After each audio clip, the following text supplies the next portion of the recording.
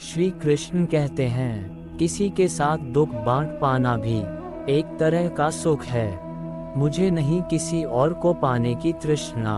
मेरे गुरु मेरे आराध्य हो आप श्री कृष्णा।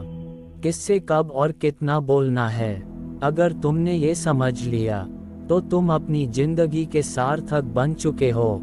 सहना चाहिए, मौके पर कहना भी चाहिए, और शांति के साथ रहना भी चाहिए।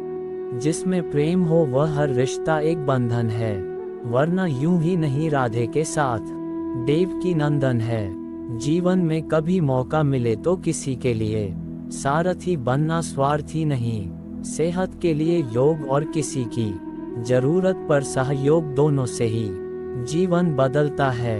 कन्हैया जी हमारे पालनहार है, उनके नाम मात्र से ही होता दुखों का संहार है। हमारे भविष्य का आधार आज के यथार्थ लिए गए निर्णय पर निर्भर करता है। इंसान की सोच ही उसकी सबसे बड़ी पहचान है, वरना दुनिया में एक नाम के अनेक इंसान है। धर्म से भरा हृदय धर्म का परामर्श देता है, और अधर्म से भरा हृदय अधर्म का परामर्श देता है। प्रेम सदैव माफी मांगना पसंद करता है, और अहंकार सदैव माफी सुनना पसंद करता है। निर्बलता अवश्य ईश्वर देता है, परंतु मर्यादा मनुष्य का मन खुद निर्माण करता है। इंसान इसलिए दुखी नहीं है कि वह ईश्वर को नहीं मानता, इंसान इसलिए दुखी है क्योंकि वह ईश्वर की नहीं मानता। रिश्तों में अपेक्षा ही कमजोर बनाती है, अपेक्षा तो स्वयं मस्तिष्क में जन्म लेती है। संदेह की स्याही से संबंध के पृष्ठ पर कभी शुभ अंकित नहीं होता, इसलिए अपने मन के विचार और संबंधों का आधार दोनों ही शुभ रखें। गति के लिए चरणों पर ध्यान देना आवश्यक है, किंतु प्रगति के लिए सदैव आचरण पर ही ध्यान देना चाहिए। समय आने पर सबको मिलता है, समय से पहले की चाह ही दुख का कारण बनती है।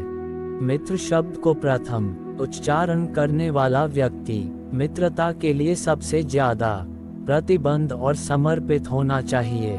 वे मूर्ख हैं जो प्रेम को बकवास कहते हैं। प्रेम इस संसार की मूल है, इसी से संसार बना है। दगा किसी का सगा नहीं होता, जहाँ मतलब खत्म होता है वहाँ दगा की शुरुआत होती है। इंसान को उसके कर्म नहीं, कर्म के पीछे की इच्छाएं बांधे रखती हैं, क्योंकि इच्छाओं के कारण ही कर्म निर्मित होते हैं। किसी जीव को कष्ट देकर तुम मुझे खुश कैसे देख सकते हो? रिश्तों में नियमित दूरियां रिश्तों को जोड़ती है, और अनियमित दूरियां रिश्तों को तोड़ती है।